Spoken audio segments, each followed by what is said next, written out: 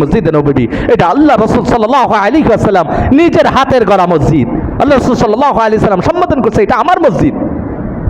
এই মসজিদের অনেক ফাজাইল আছে। আল্লাহ রাসূল সাল্লাল্লাহু আলাইহি ওয়াসাল্লাম বলে পৃথিবীতে দুইটা মসজিদেই নেকির আশায় অধিক সওয়াবের আশায় সফর করা জায়েজ আছে, আর পৃথিবীতে অন্য কোনো মসজিদে বেশি নেকি হবে বেশি সওয়াব হবে এমন নিয়ত করে কোনো মসজিদে নামাজ পড়া জায়েজ নাই। শুধু তিনটা মসজিদ, একটা হলো আল্লাহর ঘর বাইতুল্লাহ মসজিদে হারাম, আর একটা হলো মসজিদে নববী নবীর মসজিদ, আর একটা হলো মসজিদ আকসা। এই তিনটা মসজিদ ব্যতীত অন্য কোনো মসজিদে বেশি নেকির আশাই সফর করা জায়েজ নাই। মসজিদে হারামে নামাজ পড়লে এক রাকাতে 1 লক্ষ গুণ বেশি সওয়াব আল্লাহ তাআলা দান করবে। আর মসজিদে নববীতে 1 রাকাতে এক বর্ণনা আছে 1000 গুণ, আরেক বর্ণনা একটা দুর্বল বর্ণনা আছে 50,000 গুণ বেশি সওয়াব আল্লাহ তাআলা দান করবে।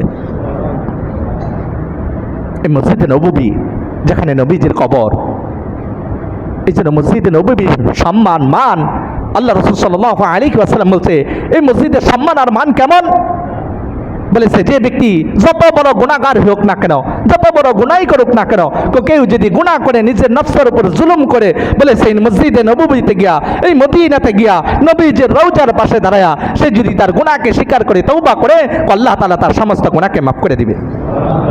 আল্লাহ রাসূল সাল্লাল্লাহু আলাইহি ওয়াসাল্লাম বলে মান যারা কবরি ওয়াজাবাত লাহু শাফাআতি, যে ব্যক্তি আমার মৃত্যুর পরে আমার কবরকে জিয়ারত করার জন্য সে আমার কবরের কাছে আসে আর আমার কবরকে জিয়ারত করে, ওই ব্যক্তির জন্য কাল কিয়ামতের ময়দানে তার জন্য শাফায়াত করা সুপারিশ করা আমি নবীর উপরে ওয়াজিব হয়ে যায়। সুবহানাল্লাহ। যে ব্যক্তি কি আমার কবরকে জিয়ারত করবে, আরে সারা পৃথিবীর মানুষের দিলের এক তামান্না আবেগ এটা তো হবে যে আমি নবীর কবরকে জিয়ারত করব। কেন আল্লাহ রাসূল সাল্লাল্লাহু আলাইহি ওয়াসাল্লাম আহলে সুন্নাত ওয়াল জামাতের আকীদা হলো সমস্ত নবী কবরে জিন্দা, আপন আপন কবরে জিন্দা। নবীরা যেরকম দুনিয়াতে আমরা ঘুমায় থাকি, ঘুমানো অবস্থায় আমরা জীবিত কিন্তু ঘুমন্ত অবস্থায়, সমস্ত নবীরা কবরের ভিতরে কি জীবিত ঘুমায় আছে। কোনো উম্মত যখন কবরের পাশে গিয়া সালাম দেয় আসসালাতু ওয়াসসালামু আলাইকা ইয়া রাসূলুল্লাহ, সাথে সাথে নবীও কবর থেকে জবাব দেয়, নবী কবর থেকে জবাব দেয়। আল্লাহ রাসূল সাল্লাল্লাহু আলাইহি ওয়াসাল্লাম বলে যে ব্যক্তি কি করবে শুধু আমার কবরকে জিয়ারত করার উদ্দেশ্যে, আমার কবরকে জিয়ারত করার উদ্দেশ্যে আসে আর আমার কবরকে জিয়ারত করে অন্য কোনো উদ্দেশ্য না থাকে, ওই ব্যক্তির জন্য কাল কিয়ামতের ময়দানে আল্লাহ তাআলার কাছে সুপারিশ করা শাফায়াত করা এটা আমার উপরে হক হয়ে যায়, আমার উপরে ওয়াজিব হয়ে যায়। সুবহানাল্লাহ। এই জন্য মদিনার গুরুত্ব আর মাহাত্ম্য আল্লাহ তাআলা কোরআনে কারীম বলছেন ওয়ালাউ আন্নাহুম ইযলামু আনফুসাহুম জাউকা ফাস্তাগফিরুল্লাহ ওয়াস্তাগফারা লাহুমুর রাসূলু লাওয়াজাদুল্লাহা তাওয়াবার রহিমা।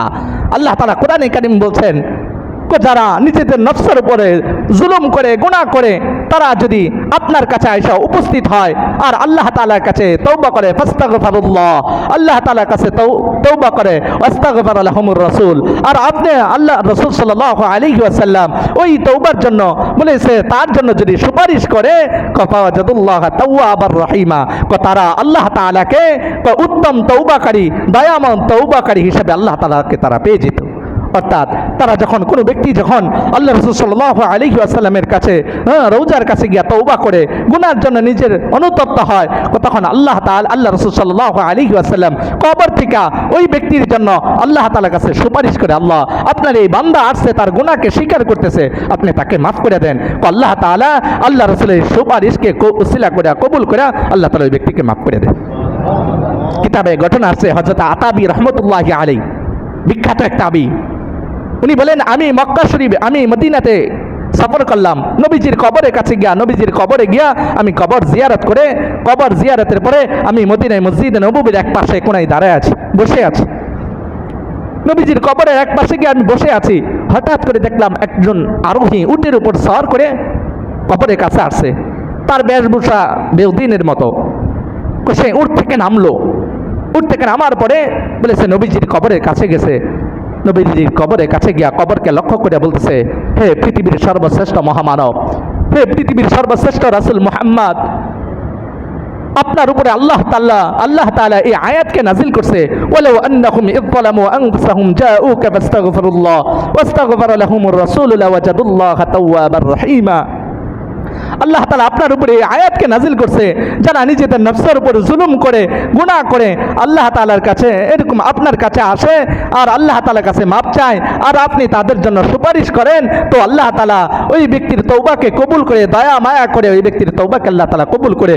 হে আল্লাহর নবী, আমি এক গুনাহগার, আমি আপনার কাছে আসছি, আল্লাহ তাআলার কাছে আমার গুনাহকে স্বীকার করে তওবা করতেছি, আপনি আমার পক্ষ হইয়া আপনি আপনার সুপারিশ কামনা করতেছি, আপনি আল্লাহ তাআলার কাছে একটু সুপারিশ করেন, আল্লাহ তাআলা যেন আমাকে মাফ করে দেয়, আল্লাহ তাআলা যেন আমাকে মাফ করে দেয়, আপনি একটু আল্লাহ তাআলার কাছে সুপারিশ করেন।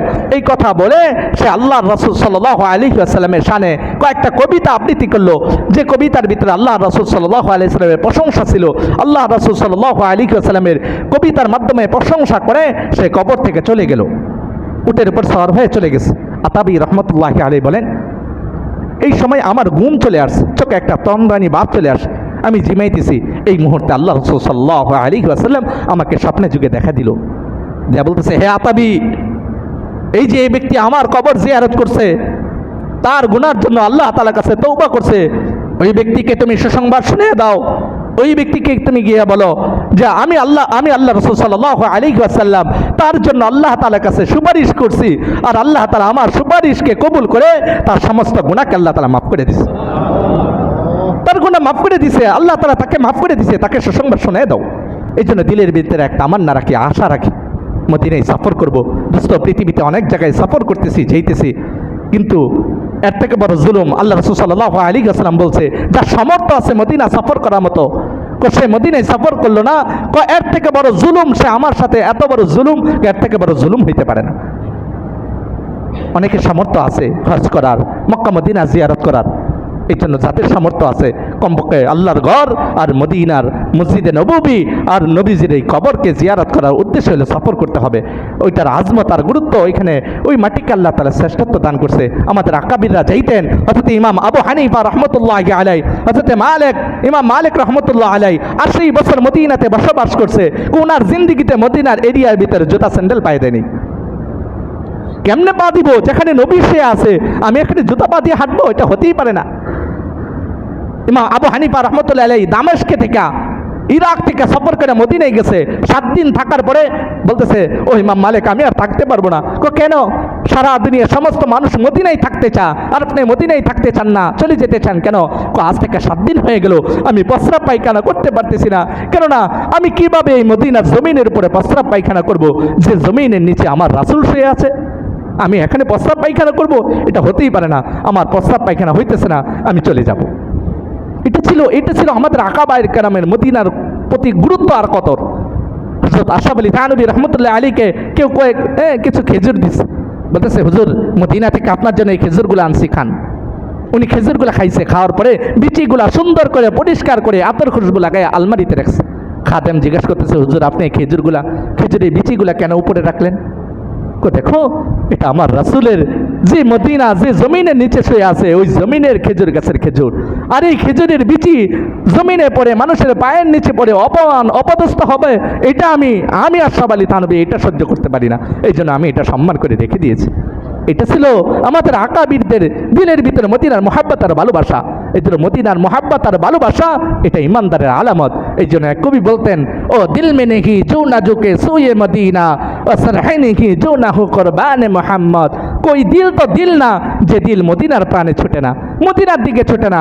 ওই মাথা তো মাথা না, যে মাথা নবী মুহাম্মদ রাসূলুল্লাহ সাল্লাল্লাহু আলাইহি ওয়াসাল্লামের শানে কুরবান হয় না, ওইটা মাথাই না। এই জন্য ভাই আমাদের দিলের ভিতরে আবেগ আছে না, মদিনায় যাবো ইনশাআল্লাহ। আল্লাহ তাআলার কাছে দোয়া করব, যাদের সামর্থ্য আছে এখন থেকে প্রস্তুতি, মক্কা মদিনা জিয়ারত করব। যাদের উপরে হজ ফরজ হয়েছে তারা তো অবশ্যক যেতেই হবে, যাদের উপরে ফরজ হয় নাই তারা দিলের ভিতরে এক আবেগ আর আকাঙ্ক্ষা নিয়ে আল্লাহ তাআলার কাছে দোয়া করতে থাকি, যেন আল্লাহ তাআলা আমাদেরকে মক্কা মদিনা জিয়ারত করার তৌফিক দান করে। আল্লাহ তাআলা আমাদের প্রত্যেককে মক্কা মদিনা জিয়ারত করার মতো তৌফিক দান করুক। ওয়া আখিরি দাওয়ানা আলহামদুলিল্লাহি রাব্বিল আলামিন।